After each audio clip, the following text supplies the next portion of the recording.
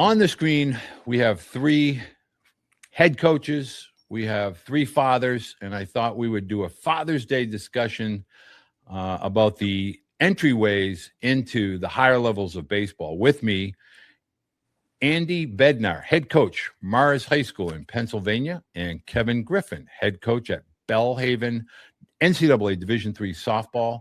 And what do we all have in common? The Pittsburgh Pirates. And so I was fortunate enough to meet Andy during Tyler's brief stay in 2023 and got to know David. And I've known Kevin for years on social media and watched Konnor grow up. And so I think what I would like to kind of get parents to understand is 3 different parents, 3 different pathways to the big leagues. Andy, let's start with you. You've been on both sides of this, Andy. You've had a non-drafted free agent, and you've had a first-round draft pick. What was it like as a dad watching your boys grow up, coaching your boys, and then ultimately the college and professional experience? I use the word surreal all the time, and that's pretty much what it was. And David getting drafted out of Lafayette of the Patriot League. It was actually the 35th round he got drafted in. And then, him going through and climbing the ladders with the Padres and then making his debut in 19 with the Padres. And the Padres always told him, if you get guys out, there's always a place for you.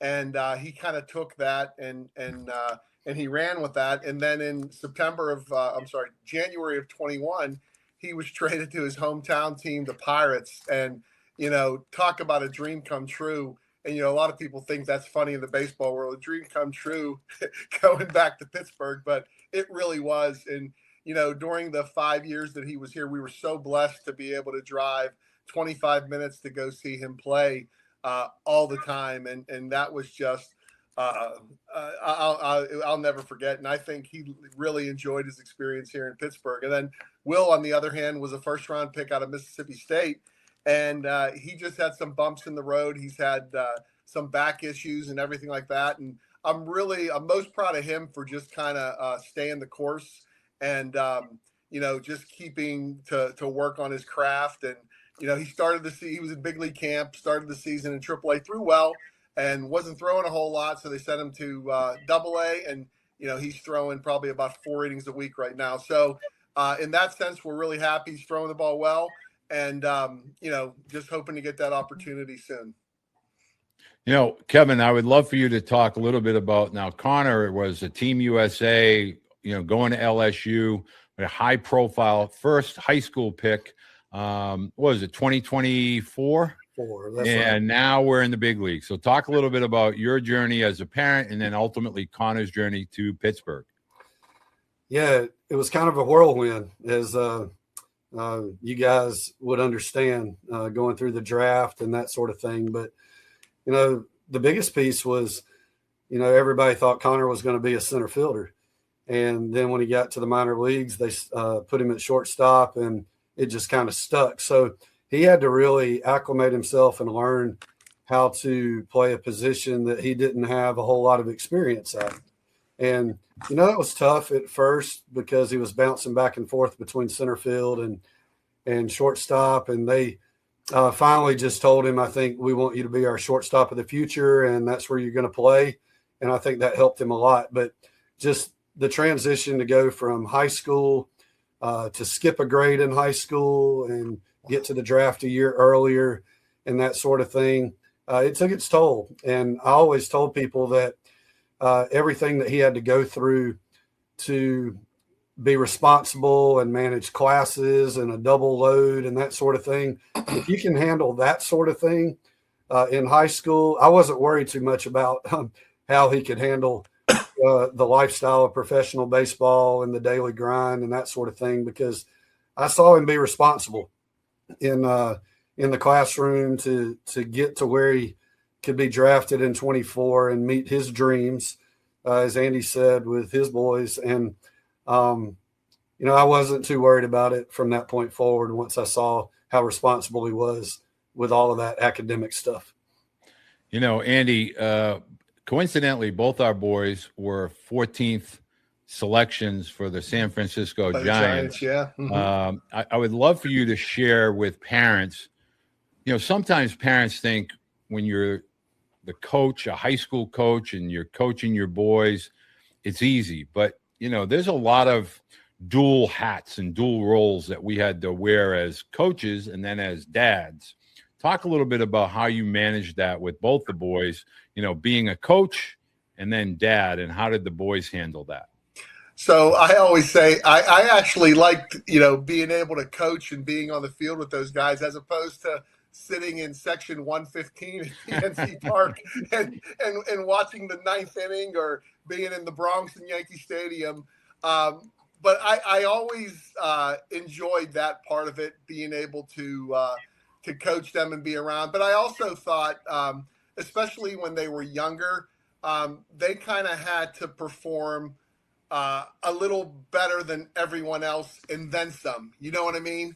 Yeah. And one of the things about David probably as a sophomore, he probably was good enough to be our 1 or 2 guy, but it was just like we had another senior who was good. He was a good high school pitcher. And the one thing that came out of it was we saved some bullets with David as a sophomore. We didn't use him as much. And then Will, on the other hand, Will was a little bit more advanced in high school than David was at the early high school years. And I got to a point, it was a little later in the year, and I said, I'm confident, as a coach, that he gives us the best opportunity to win as a sophomore.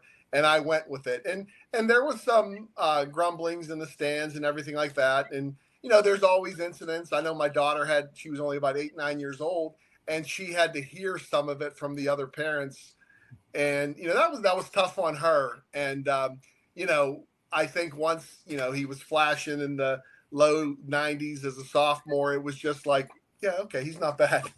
So Will made it easy, you know what I mean? And Dave kind of, it just took a little bit longer, and just kind of, Dave was more just staying the course. But I'll never, I always enjoyed having them, on the mound and, being able to call their pitches and stuff. And, I'll never forget that. And I kid David now, he was pitching yesterday against the Indians in the 9th, and he did an inside move that was just not very good. I'm like, do we need to work on that a little bit? Because that was not what you learned in high school. And he's, yeah, Dad, we're good. So, Kevin, I would love for you to discuss, because, Team USA and the all of the social media and things of that nature, you've been living this as a father now for probably the last 3 to 4 years, where you had the expectations from the rankings, the perfect games, the PBRs, and then Team USA and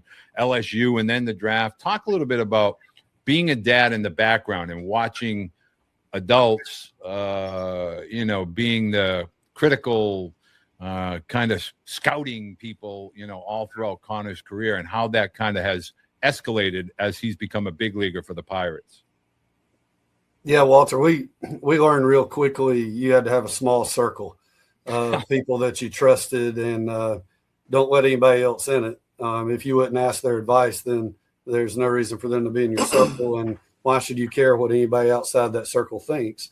The biggest thing for me as a dad, I didn't really get caught up in all the rankings and that sort of thing, because I knew that all those people making those rankings and those decisions, they were not the ones drafting players. So most of the time that stuff don't even work out the way that they line it up. But the biggest thing for me as a dad was just to try to instill, not just in Konnor, but all of my boys, you gotta find a way not to let it become an ego. And I always told them that ego is edging greatness out. And if once you started edging greatness out by having an ego about rankings and all that stuff, is when you start to kind of falter in your play and how you are carrying yourself and that sort of thing. So I think that's one thing as a dad that I tried to instill in my kid is don't ever have an ego, because once you start doing that, you're going to start edging greatness that could potentially be there. You could edge it out of you, not just physically, but also in the minds of other people that are making decisions as well. So that was kind of the role I took outside of the coaching role, because like Andy, it was kind of tough, still is, for me to not coach a little bit. At night, we get on the phone and we talk about just about every single at bat that he has in a game, and he gives me access to their video and stuff. So, it's hard not to remain a coach, but I try to sit back in section 115, and try to just enjoy the game. I've been in 115, but I haven't been in either of your shoes. So the big thing I would love, Andy, for you to kind of share with parents is, okay, now let's look back. You alluded to, you have daughter, you all, more than one son. I have two sons. Coming into baseball at the high school, varsity, then college, then professional, and then ultimately that top of the pyramid. Looking back, what advice would you give to yourself if you could go back? And what advice would you give to parents that are in that mix now as high school, with all the portal, all the transfer stuff and name, image, and likeness? What would you say to them as far as their experiences today and what you might have done differently or might have done better or more of? So I'm a high school math teacher as well, and I kind of use this line a lot. I said, success is not linear. It's not the same for everybody. And that best kid at 13, the best kid at 16, 17 is not necessarily going to be the best kid at 22 and 23. And the one piece of advice as far as development is just really stay in the course. And I coached some travel baseball in the summer. I had a 10-year-old team in the spring, and then I have a 14-year-old team now. And I'm like, guys, you just got to stay the course. Just keep focusing on getting better every day. Winning this, 14-year-old tournament means absolutely nothing. Is what's important is you to stay the course and just get better and, build that foundation in the weight room. Get into a good throwing program and lifting program. And the one thing about David's development, I would say, I don't think he really developed that foundation until he kind of became a meathead in the weight room and that's when things really took off. David was probably 86 to 89 coming out of high school and maybe had a couple of D2 offers, and his commitment to Lafayette didn't happen until fall of his senior year, and just a matter of just kind of keep sticking to his bullpens, his long toss, his throwing program, and that kind of paid its dividends in college because he just got better every year. And then once he got into pro ball, I think once you get into that throwing every day, I wished I played in college and that was it. Once you got to that above that hump is when his velocity really took off. And then Will was fortunate in Mississippi State. They had a really good lifting program, and he was all about it. And being a starting pitcher, you could have that routine, and he really took advantage of that. But so the one thing that stuck out more than anything is just kind of sticking to the task, staying with the program. And, all too often, we have guys on our high school team and, we're playing the number 3 PBR right fielder. I'm like, I don't care, But that's the biggest thing is, guys at 9th grade are not going to be the same guy as 12th grade. I think I saw Saban talking about one of his defensive ends. They showed him at 16, and then they showed him at 23. He's a little different, So that's the biggest thing that kind of stuck out with me, I thought. And Kevin, now you have a unique situation because you're a college coach, so you do a lot of traveling. It's with softball. You obviously do a lot of recruiting. You're nationally ranked. You're year in and year out in the regionals at Belhaven. How do you find it trying to, you have other sons, you're trying to keep up with what the boys are doing, you're trying to keep up with what Konnor's doing. How do you make that work between Mama Griffin and you and trying to keep tabs of everybody? Yeah, it's divide and conquer for sure. But as far as me during my spring season, I'm tied up pretty much from February until we finished in the College World Series last week. So I've missed a lot of baseball here at the beginning of the year, which is okay because most of the pro ball is all summer long. What I miss more of is my youngest son who's playing high school ball, and they're playing the same time we're playing. So I don't get to see a lot of his games during the spring. So I usually, thank goodness, high school live streams in this day and age are amazing. Like, it's like watching on TV and Jackson Prep, where Caden goes to school, where Konnor went to school. They do a great job of doing the live streams and that sort of thing. So you feel like you don't miss a lot since you have that. I'll be riding on the bus and we'll have the Pirates games on, and my college girls would not like it if I turned it off. They are very supportive, and they want to make sure.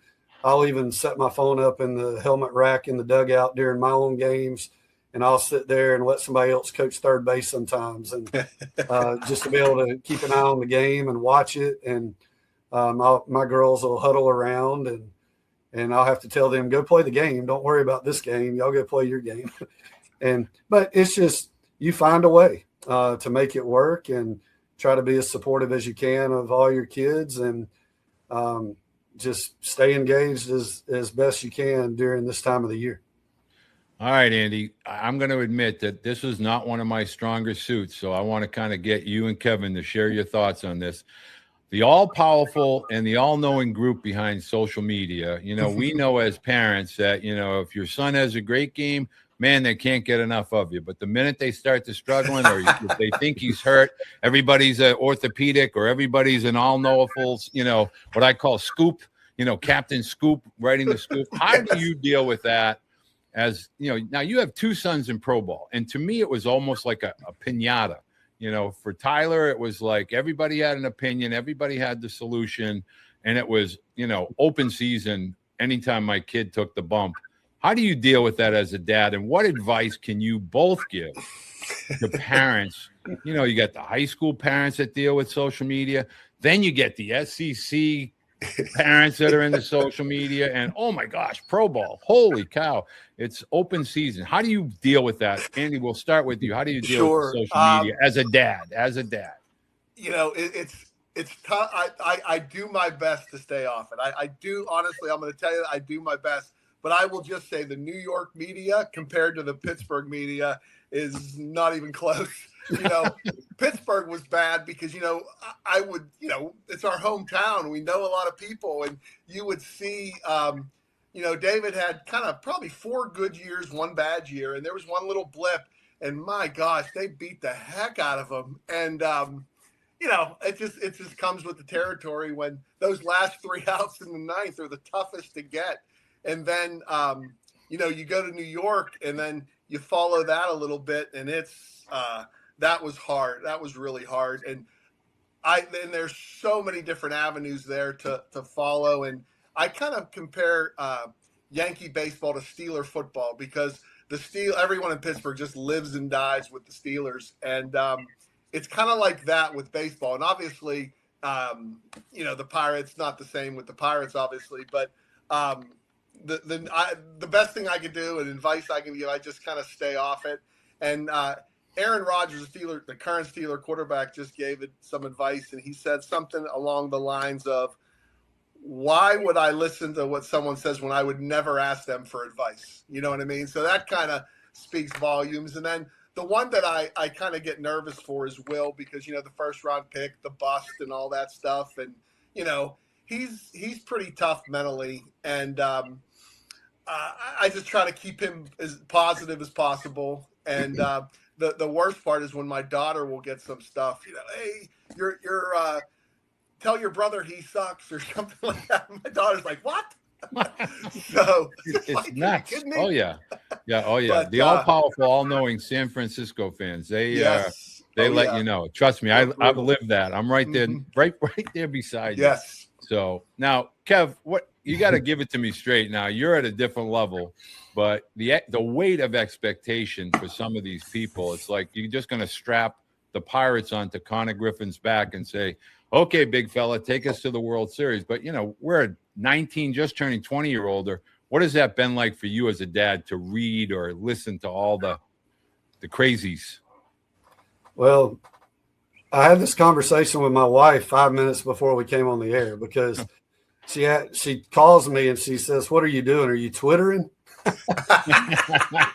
And because she calls it doom scrolling. Well, I'll just scroll and read. And I haven't learned yet. I'm still a rookie dad for pro ball. So I'm still trying to learn how to deal with all of it. And I even replied to somebody yesterday that was saying Konnor was going to have Tommy John surgery. And I just responded, no, he won't. And man, you would have thought the world had fallen in on the media world when everybody saw that. And I've got to learn to stay off of it, and just I have to learn really not to even read it. But it's tough because I'm on social media a lot for recruiting purposes with my program, and it's right there in front of your face. So I'm still learning how to deal with all that. But I try to tell Konnor, you can't worry about, just like Andy said, don't worry about what people think if you wouldn't ask advice from them.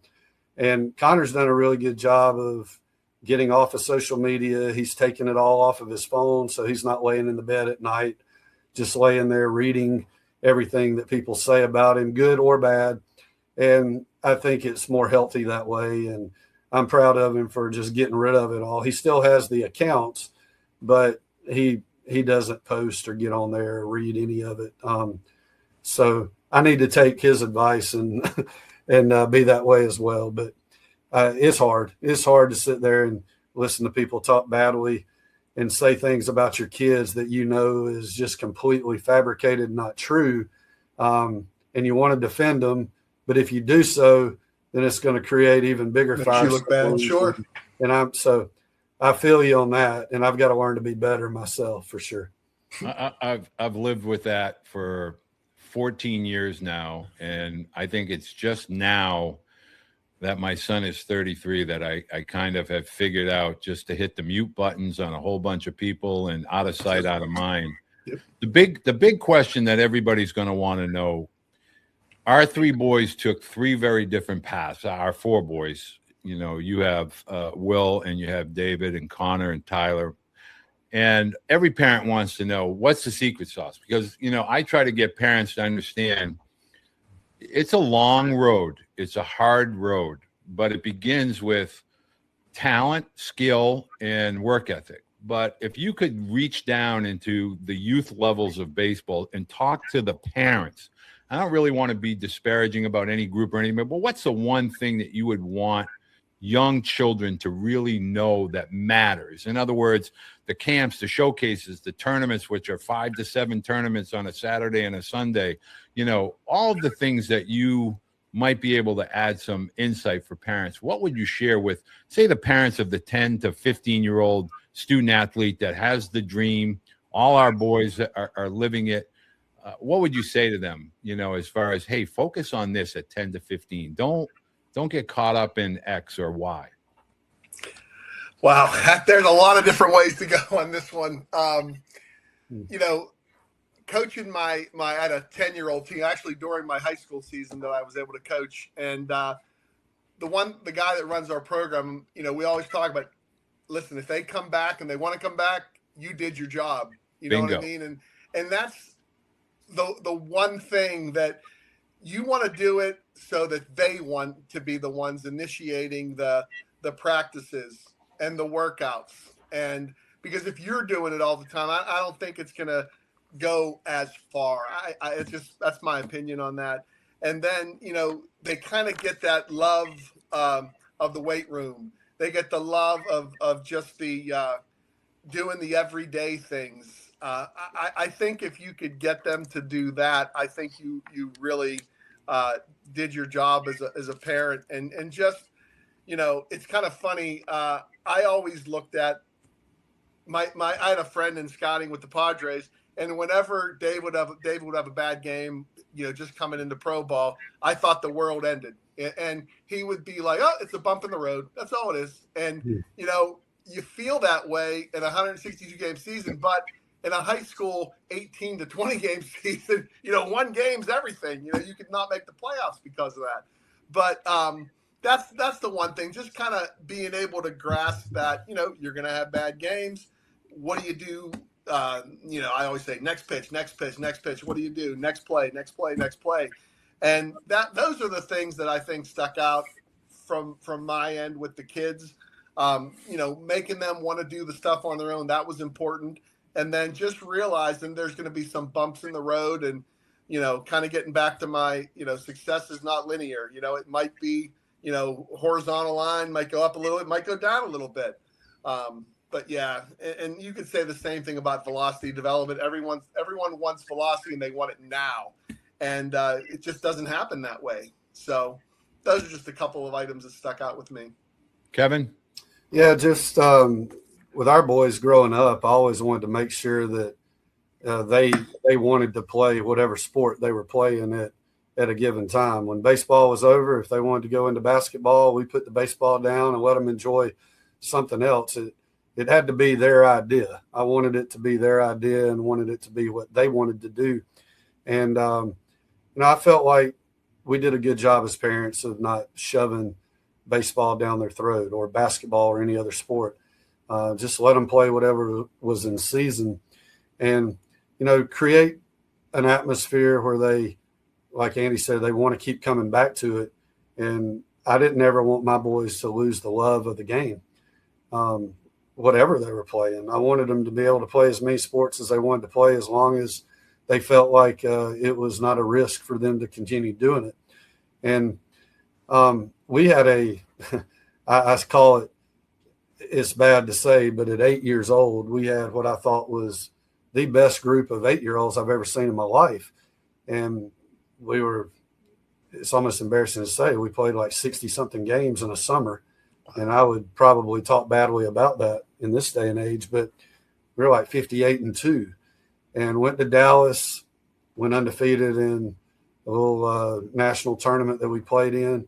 And after the tournament, all the parents got together and they wanted to bust up because we were only practicing once a week, and they wanted a professional coach, even though I considered myself that because I was a college coach and I did it for a living. So I considered myself kind of an expert in it, but they busted that team up, and only 4 of those kids continued to play baseball through high school. And it was the best group of kids I'd ever seen at 8 years old. Not that that means anything, but, I felt like because the parents wanted them to practice 2 and 3 times a week and have a paid coach and all of that, those boys lost the love of the game, because 2 of those practices a week, they might have been wanting to be at the lake or go fishing or do something else.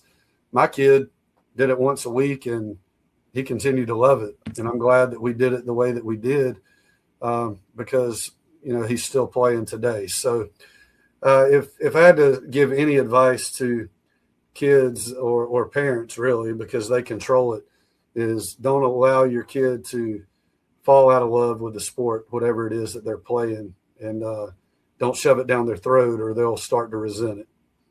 Well, I would be remiss if I did not ask this final question. And I cannot tell you how many times I get asked. Parents today are being sold, the golden carrot begins at early ages about college, and then there's showcases and exposure and tournaments. My question, we're all dads. We're all good-natured men. We're all coaches, and I would love for you to share. Baseball was never a 12-month. It's not meant to be a 12-month all year round. But parents feel like if they don't play in the fall, they're not going to make it in the spring. If they're not playing from January through November, just share. Did Will or Dave, were they multi-sport athletes? Did they have other hobbies? Did they fish? Did they hunt? Just share about that myth of, hey, man, you're going to miss out. Hey, man, the competitive, rec ball is not going to get you where you want to go. If you just play at a regular public high school, you're not going to be able to play in college. Talk about the realities. Our boys all took different paths. Sure. Us two, Andy, are from the Northeast. Jackson Prep in Mississippi, that's a warm weather, southeastern part of the country. But all 3 of our boys are multi-dimensional young men. But Andy, what did both your boys do when they were going through youth baseball, high school, and then into college? So I would say up until about 7th grade, they all played 3 sports, football, baseball, and basketball. and basketball was kind of the first to go. And then I was our ninth grade football coach for probably 20 years, so I was quite involved with football. And then Will and Dave both played until about 10th grade. Dave stopped because he had back surgery at like 15 or 16, so that kind of curtailed his football career. But I'm a big fan of. I think of all that cross training in the different sports is really, really helpful. And I think it gave his arm a break. And I'll tell you what I do now for our fall guys is we throw. It's more or less for the guys that if the guys aren't playing any other fall sports, whatever it is, golf, football, whatever. We'll come out. We'll have a practice a week, and we'll play maybe a game on a weekend, and everyone will get 1 or 2 innings, and just to kind of get the work in. But we never did anything where we were trying to win the fall championship or anything like that. But I just thought that was really important for those guys to do the multiple sport thing throughout the high school experience. And I think that's where a lot of the best memories from the high school and growing up come from.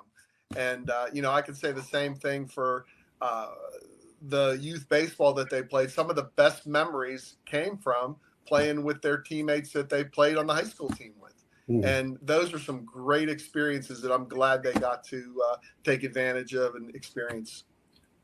Yeah, the best thing I feel like we did at a young age was we played local, and we let them play rec ball and play with their friends, and we didn't really start doing the whole travel stuff till maybe 12, to where we were really traveling out of town to go play baseball. And even then we limited it. As Konnor got older, you hear you got to go to this event if you want to be noted. We never did Jupiter the first time.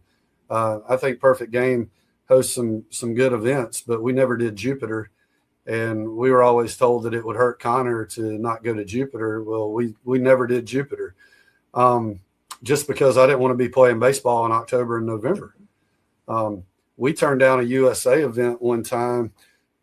Someone called me and wanted him to go to Mexico.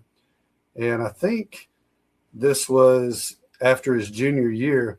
Well, we had shut it down, ramped it.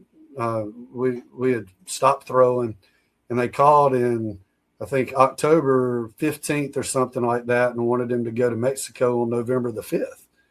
And the stipulation was, well, he had to pitch if he goes. And I said, well, I mean, he'll go and play a position and he'll hit or whatever, but he's not going to ramp it back up to pitch and then shut it back down again and ramp it back up again in January to be able to pitch for the high school season.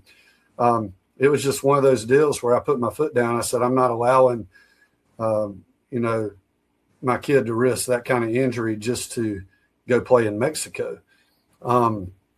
But, there's certain things I think you have to do and make decisions for your kids that other people don't like and they don't understand, but you got to look out for them first. And it goes all the way back to recruiting. Konnor got a first offer in 8th grade. And in 8th and 9th grade, he had some college coaches putting deadlines and timelines on, I need you to commit by, and this would have been 3 weeks down the line.